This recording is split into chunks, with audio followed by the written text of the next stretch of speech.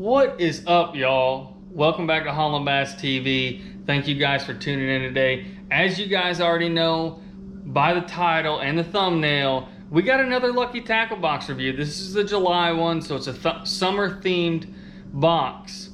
And without further ado, let's roll that killer intro and get right into this box.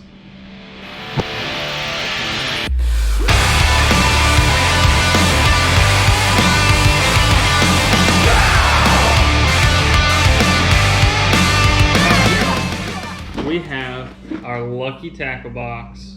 That's upside down. We have our Lucky Tackle Box in today, and we're gonna crack this thing open. Let's see.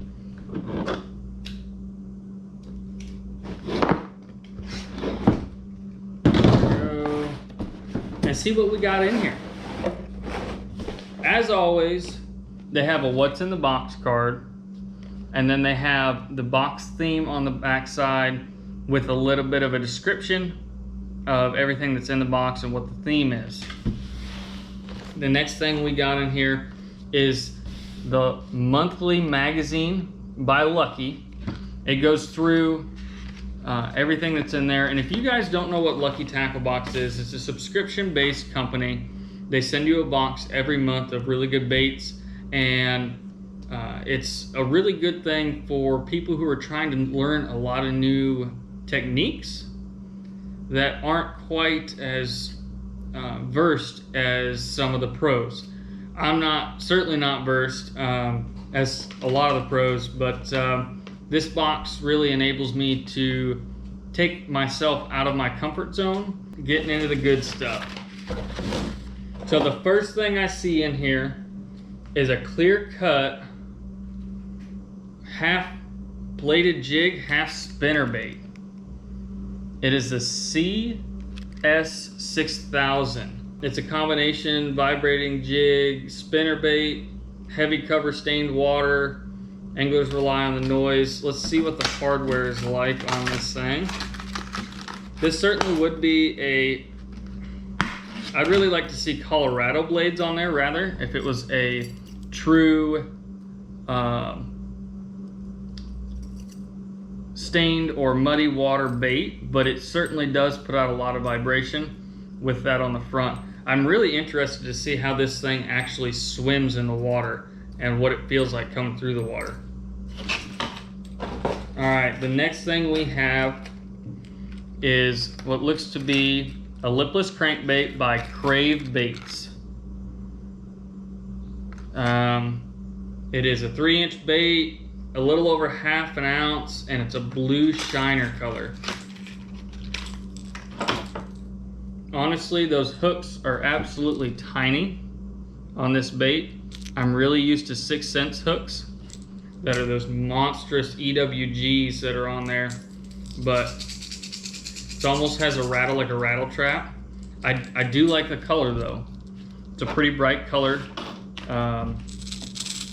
that would work pretty well in a little bit clearer water, maybe a little bit of stain to it. And then we also have another Crave Baits. It's more of it's Fire Tiger. It's the same size and everything. It's just a little bit different color.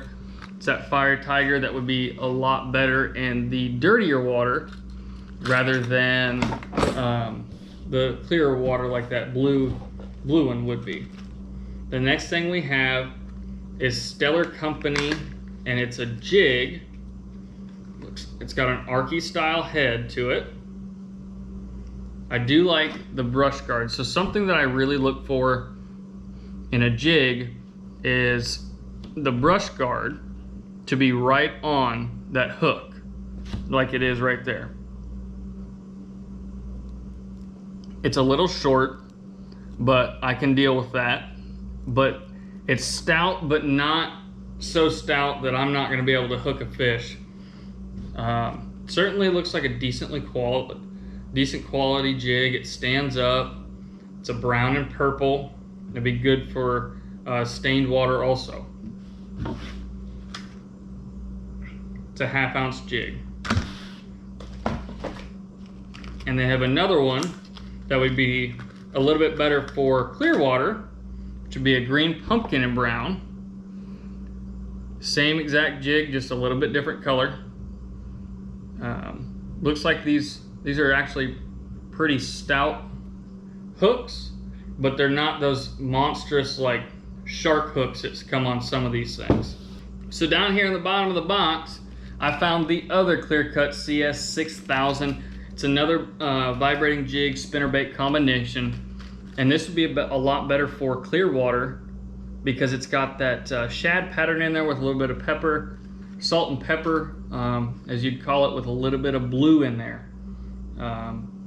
It would certainly be good to throw in that little bit clearer water around like rocky banks, riprap, similar things like that, wood, or even throwing it out at suspended fish above ledges or something similar to that. The next thing I pull out is the Gambler Go Fish. They really like this company, and this company's been in here quite a few times. The Ugly Otter.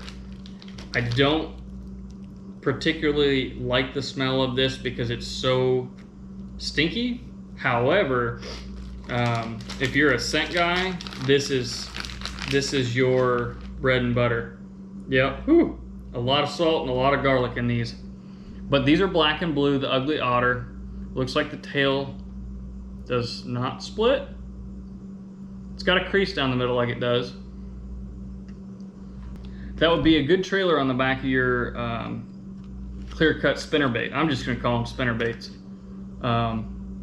But one thing that I do on anything that swims, like a swim jig or spinnerbait or anything like that, is I actually take a creature bait and I will turn it sideways so it swims like a fin rather than a kicking motion like a crawdad or something of that nature. All right, moving on. We have another Ugly Otter in here, and it looks like it is the same color. All right, so the next thing we have in here is a 7-inch ribbon tail by Gambler also. Looks like it's in a June bug color. It's got a little bit of purple in it, but it's got the June bug in there. I really don't fish ribbon-tail worms that often. However, most of the time, the reason I don't fish them is because I don't like fishing the magnum worms. But this is actually a rather compact design that would be really good at fishing ledges after you've already cranked it and thrown a swim bait through there and you've caught the fish off there. You go back with this and you pick those last couple fish up that are left on the ledge. And the next one that we have is another Gambler 7-inch ribbon tail. It's more of a candy apple color. It's more of that dark red with a little bit of green flake or turquoise flake in it. Just a different color for those deep water bass. I really do like it, using June bug or, ooh, those things smell. Hold on. I do like using a little bit darker colors when I am fishing those ledges. The next thing we have in here is this Senshi 5 deep crank, 13 feet, in cold steel color. Let's see how these are. I would certainly upgrade the hardware on here. That's one of the first things I would do because these hooks are absolutely tiny. However, I really like this style of crankbait because it's got the bull nose or the flat nose on the front of it. It deflects off rocks and timber and any structure that you might be fishing down there a little bit better than just a round bill that will roll on its side. It'll hit it and it'll bounce back rather than rolling on its side. I have a tournament coming up this weekend and I might be throwing this out there because I know there are some ledges out there. The next one we have is another Senshi 5, the same exact bait. but it is in craw color. So this is a good color to throw when it's muddy and or in the early spring when those fish are still out there. I prefer craw colors in the early spring. I'm not a big craw guy in the summer months. I haven't had a whole lot of luck on it unless the water is really muddy. I may throw this if a lake gets blown out real bad. But I do like the baits. I'm just gonna change out the hooks, the O-rings on there. Otherwise, it's a very solid bait.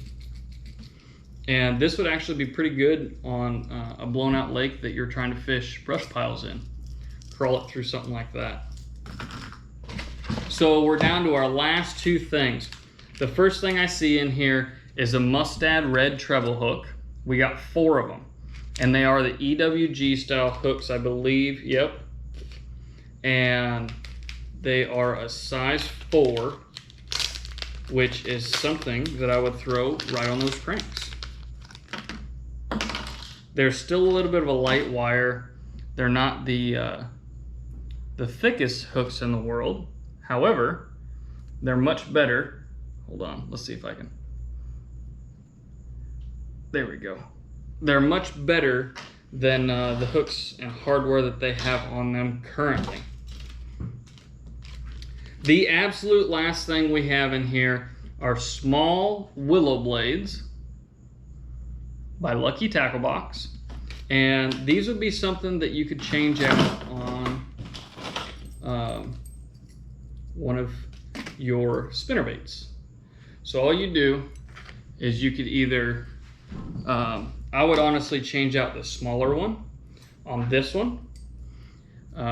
You can change how deep you can run your spinner bait by how big of willow blades or Colorado blades or blades in general that you run on your spinner bait. If you need to fish that spinner bait really fast, but you need it down in the 6-7 foot range, you can downsize your blades and still burn it, but it'll stay down lower because they don't have as big of blades to pull it up to the top. That is all that we have in this Lucky Tackle Box. I'm actually pretty happy with a lot of this stuff. I'm gonna take a lot of this stuff to the tournament this weekend when I'm fishing and try it out during practice to see how it works. And if I really enjoy it, I'm certainly gonna throw it during the tournament. But I want to say thank you guys for tuning in today. You guys are absolutely amazing. I just wanted to say thank you guys again. If you guys haven't hit that subscribe button, please do it down below. I know that a lot of the guys that watch these Lucky Tackle Box reviews do not subscribe to me. They just find me through the YouTube channel. If you guys can hit that subscribe button, that'd mean the world to me. If you like the content, give me a thumbs up right down below. And if you want a sneak peek into everything that's going on when I get my Lucky Tackle Boxes, when I have my tournaments, how we did in the tournaments, head on over to Haulin Bass TV and give us a follow. They know everything on Instagram much sooner than what YouTube does. Thank you guys. Make sure, until next time, go catch your PB for me. Spontaneous!